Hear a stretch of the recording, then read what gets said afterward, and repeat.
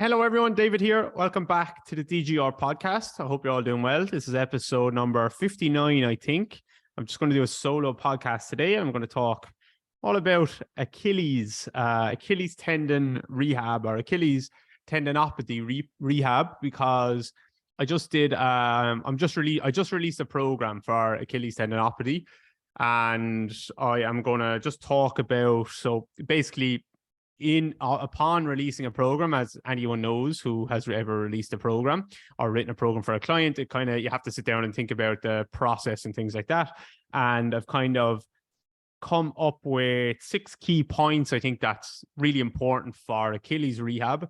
Now, the program is Achilles tendon rehab, but I also have it's foot and Achilles rehab. So I treat it the same way. Obviously, with a tendinopathy, you can do things a little bit differently, but I'll explain why I treat, if it was a plantar fasciitis or fasciopathy or plantar heel pain, whatever they're calling it, or a sesamoid issue, or just kind of even like ankle issues, Achilles, calf. To be honest, I'm treating them all very, very similarly. So I'm calling it a foot and Achilles rehab program, and that's what it is. And you're going to need to tick off all the same things, in my opinion, anyway. So that's what I'm calling it. And these are the key points I think that really came out of sitting down and trying to write out my process. It's fine working with a client one-to-one, and I kind of know what I'm going to do with them, or I have a good idea, and I'm thinking about, okay, when they did this, we need to do the next thing, we need to do the next thing. But when you actually sit down and write it out,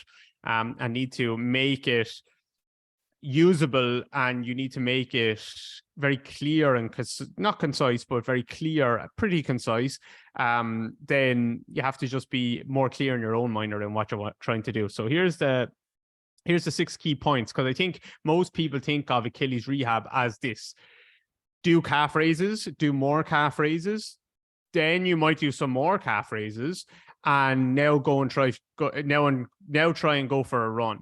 So it's certainly not that, and that's why that does work for some people who are weak and who have never done anything before. But the people who so many athletes live with Achilles issues for their 5 years, for 10 years, for the rest of their career. It derails their career. And not just athletes, anyone who wants to be active, they live with this stuff. I'm not talking about someone who's 70 years old and they just want to maybe go for a little walk.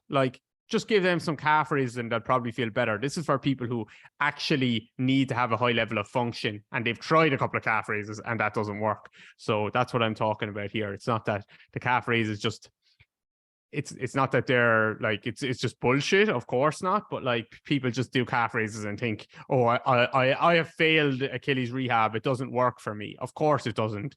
You don't have weak calves in the first place a lot of the time. So here's some points. So number one, I think, and is there an order? Yeah, there is an order to these, I think, ish, except for the last one. So the first one I think is sensory. So I think this is what people miss. So if you look at someone with Achilles or foot issues, especially actually with any issue, let's say, the area where they feel pain is the only sensation that they can describe in that area is pain.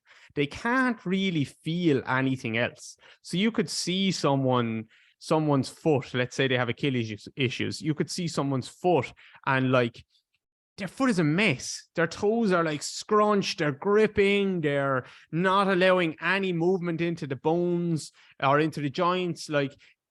The tissues aren't getting loaded there, but they can't describe any of that. They can just describe, I'm sore in this spot all of the time, or here's the times that I'm sore in this spot. They can't describe anything else. So what we're going to try and do early on is basically just try and flood someone's brain with sensory information that they have been deprived of for so long. So we are going to choose, I'm even hesitant to say the word exercises, but we're going to choose movements with taking away the strength aspect of it It might be a strengthening exercise, it might not be. But what we're going to choose is movements that flood someone's brain with as much sensory information as we can. And it's sensory information that they have been deprived of. And I'm going to use my words, and I'm going to direct the intention of the exercise in a way that gets them to focus on these different sensations. So now they actually learn different sensations that can come back from their foot, from the floor, from the bones moving, from the tissue loading, because we know how much sensory information we can get from our feet, but these people will only describe pain, and let's give them a chance to feel some other things. So I think that's a massive one. So sensory starts there. And these are all like, all these points are interchanged with each other, but if we can give that back early on, you're going to have much better wins. Even if you still, I just do calf raises with my clients, help them understand the difference between different parts of their foot, help them sense different aspects of their foot, help them understand how pressure can change in their foot. Even if you want to do that just during calf raises, you will get a much better result, and they will get a much better connection with the muscles that you're trying to work. So I like to start here rather than just throwing them into exercises where I'm just able to burn out one particular part of the muscle, but I'm probably missing out so much other nice aspects because I just don't have a good sense of what's going on down there. Okay, so sensory, massively number one. Understand what it feels like when pressure shifts through different parts of the foot. Understand what it feels like when you have a negative shin angle, when you have a positive shin angle, when you're transitioning from negative to positive. Why do you always feel the need to grip your toes down there? Can you feel how early your heel wants to lift off the floor? Can you actually sense the weight traveling from posterior lateral in your calcaneus to anterior medial? Can you feel your midfoot unlocking? The answer to all these questions is no, they can't. But as they do these movements, as you ask them questions, it is a leading question. You should be careful with your leading questions in rehab or in training. Like people will always do like parlor tricks where it's like, oh, can you feel that? Can you feel how that's, and like, we don't want to be leading people. We want to get a correct answer, but these are leading questions. I'm saying, can you feel how the weight is in your heel there? Can you feel how it's actually moving into your midfoot now?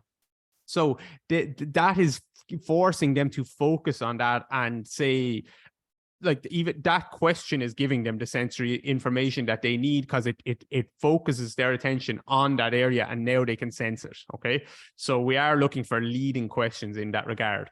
The sensory aspect, we're not being anal with it. Like, we're not trying to map out the exact, oh, here is where you stand, and here is you don't ever have any pressure here, and we're not getting anal like that.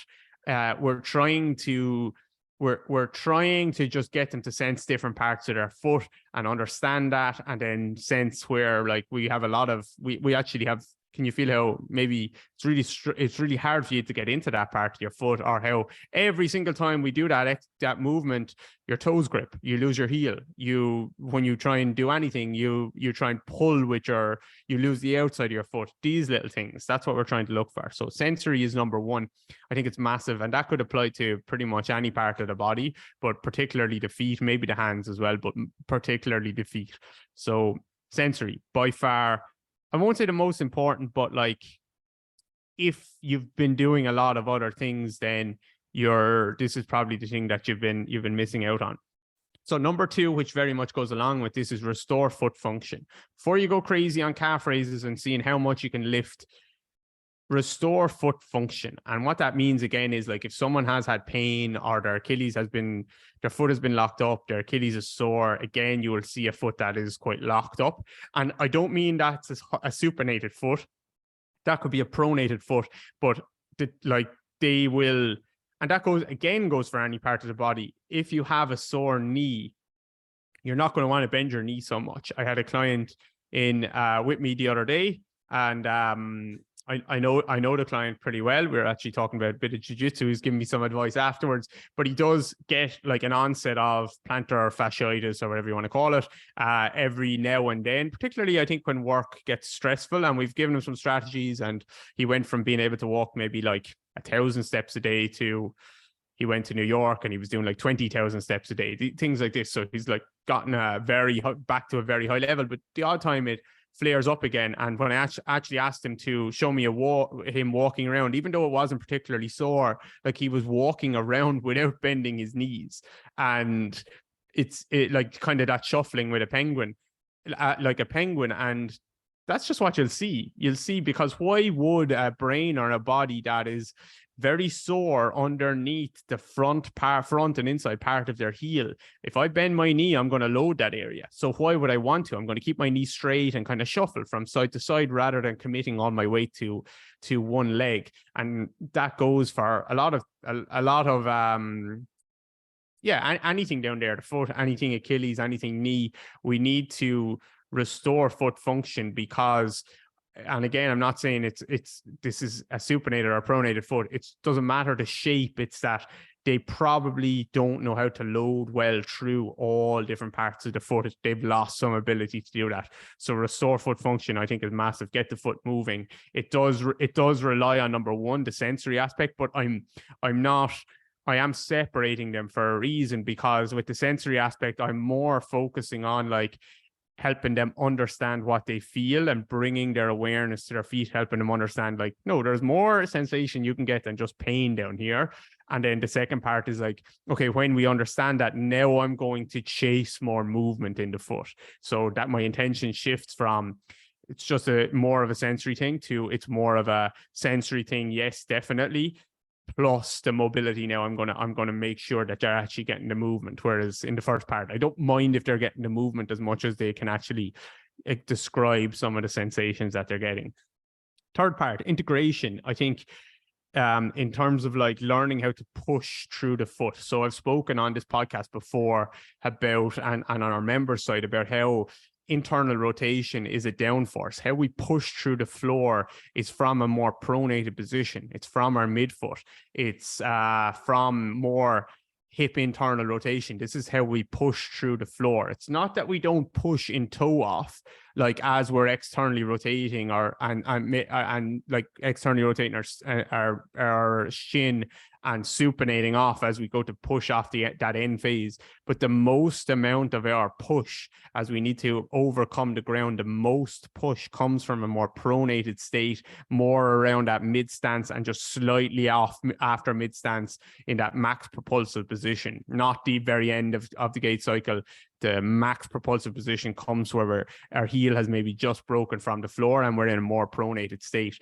So we need to teach people how to do this again from this more internally rotated, pronated position. Again, that doesn't mean outside of the foot falling off the floor or anything like that. That's a misconception. So we need to teach people how to push from there. And if they can't learn to push from there, I really think you're going to struggle to get someone's Achilles and foot feeling really good. Because if they can't push down through the floor using their pronation and their internal rotation, a lot of people are just going to keep extending their back. Because when I go into back extension, and this is getting a little complex, but hopefully you can follow me. Like when I get into more and more back extension, that pushes me forward on my foot and my foot starts to drive down into the floor kind of without me needing to. So back extension is a substitute for not being able to push kind of down through my midfoot. But when I keep driving my center of mass forward like that, we actually lose mobility and we lose movement and we lose movement options because I'm racing forward in the foot. So like I said in the first part, these people are gripping through the toes all of the time. A lot of these people have no choice because their center of mass is actually pushing them forward so quickly on their foot. So they have no choice. And even if you stood up, like you stand there, you just stand in a nice relaxed position. And then if you do a big anterior tilt, push your ribs up to the sky, you'll feel your back extend, you'll feel your weight push forward on your feet. And as soon as you feel your weight push forward on your feet, you'll actually feel your feet and your toes smush down and push down into the floor. So that push is starting to happen to hold you up. And that's what these people are doing. They're So they're starting almost in a positive shin angle. Their Achilles is getting stretched. Their foot is going to lock up because their toes are smushing down into the floor all of the time. So they're skipping their midfoot in every single step. They're not getting a pronation. They're not getting that calcaneus to move on the floor. And like, it's hard for me to describe how much of a big deal that is for someone that has foot and Achilles issues. But like, it's not hard to, like, I have clients who they don't know what a calcaneus is. They're not coaches. They're not therapists. They have a heel bone, right? They have a heel bone, the Achilles. They know what that is. And like, it's not hard for them to understand it. Once we go through a couple of drills, they're like, like that makes a lot of sense now. I can feel what you're describing. So it's hard for someone it's hard for me to describe it over a podcast and try and emphasize how important this is, because it's not emphasized elsewhere a lot of the time. So center of mass is really important, and the integration of, okay, now that we know where your midfoot is, we know where your heel is, which is the sensory part, number one. Number two, now that we actually have the ability to move some of the bones and get you there, then number three is we're going to teach you how to push in that position. We really need to teach you how to push down through the floor in a more pronated state, in a more internally rotated state, so that you don't always need to go into a ton of extension to try and get yourself to push through the floor. Okay. So that's the third part, that integration. And that kind of, I think about integration and that pushing as energy transfer as well.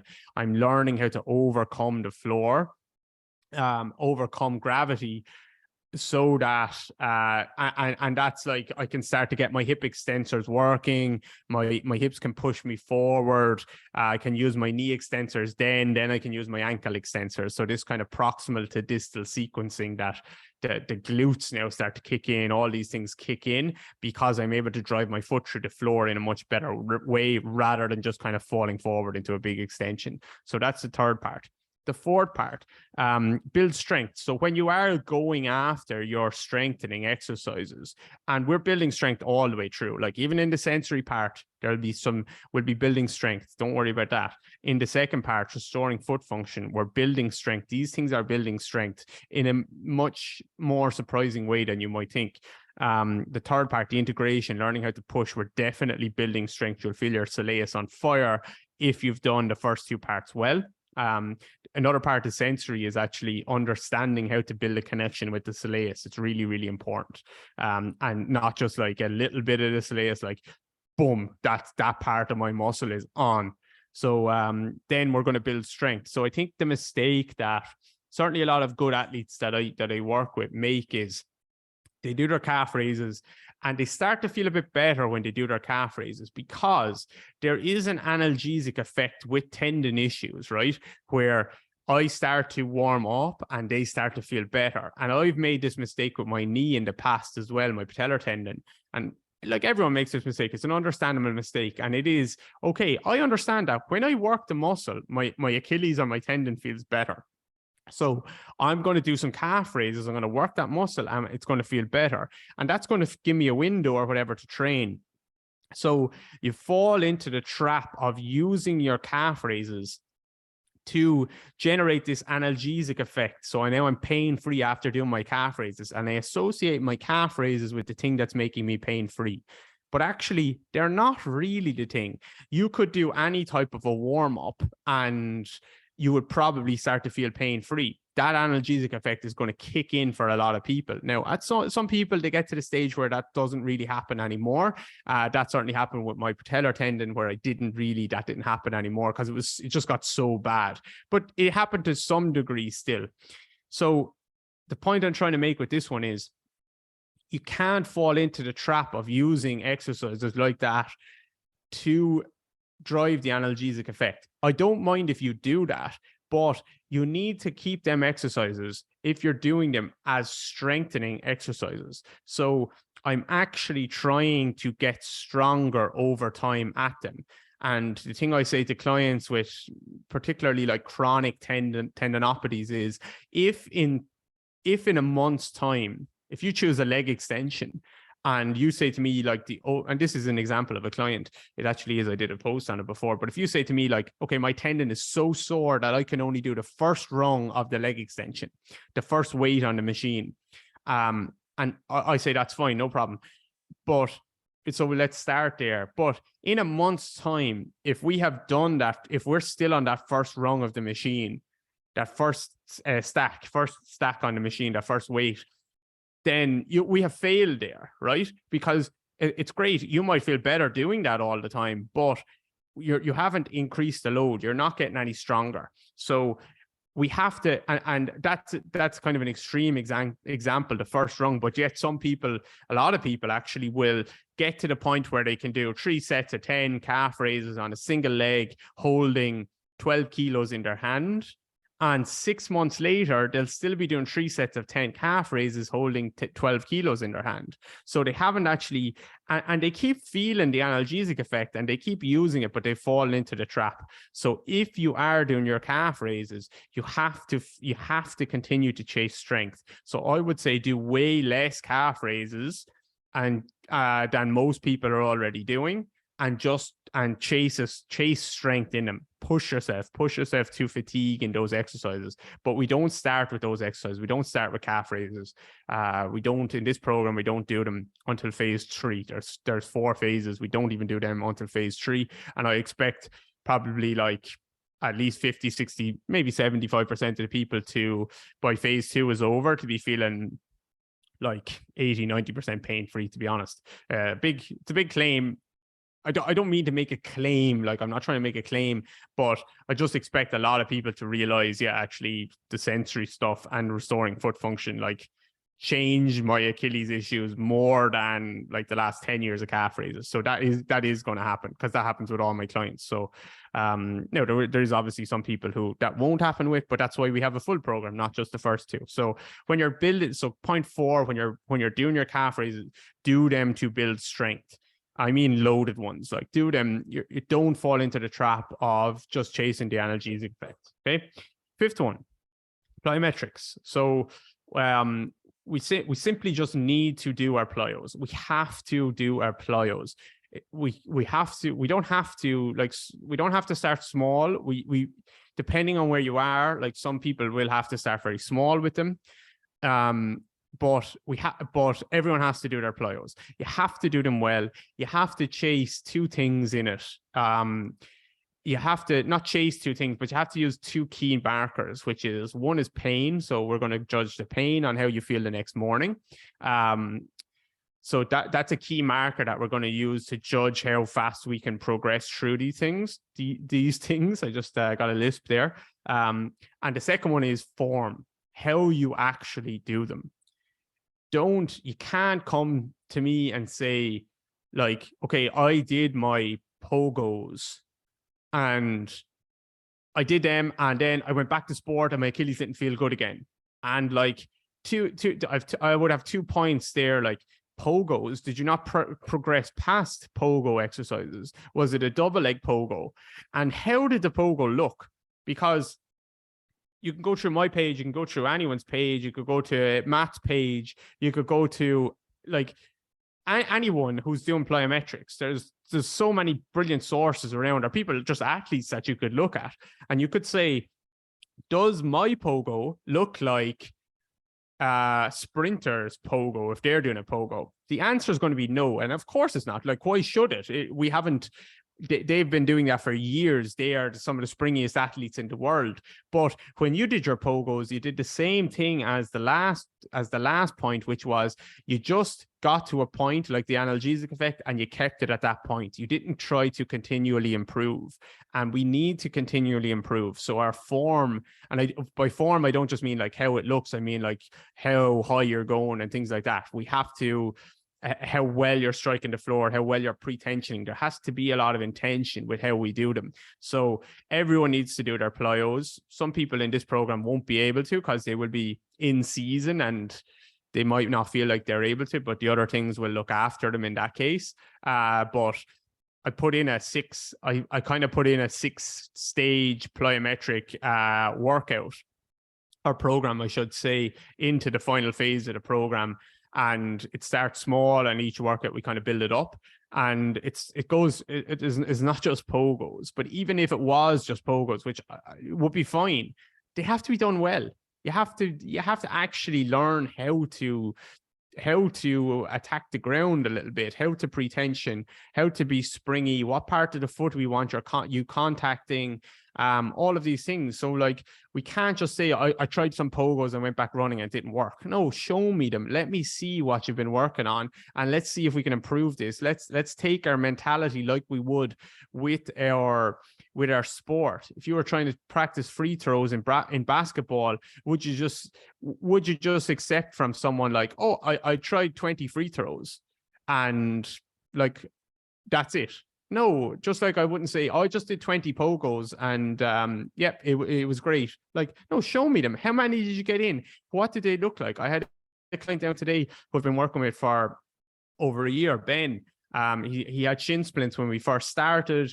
We rehabbed him. We did tons of plyos, and he got back. He played a full season. He said his most successful season ever. They played extra time in the county final. Like, he got through the full game, extra time in the county final, was still flying at the end of the game. I watched it, and he's done all his don't get me wrong, all his plyos in all of his off season, and now he came back down, and now we're working on we're working on more plyometrics. So while a lot of his teammates are in the gym doing a lot of squats and all this stuff, he's doing plyometrics. He's doing some strength, but he's doing plyometrics in his off season, because his weak point there is his shins. He needs to stay conditioned, and we haven't just accepted that's 12 months of plyometrics he's been doing with me now, and we're still pushing him forward. And we're still, some of the exercises that we're doing, some of the plyometric exercises are still the same ones as we did not 12 months ago, because we had to start really slow.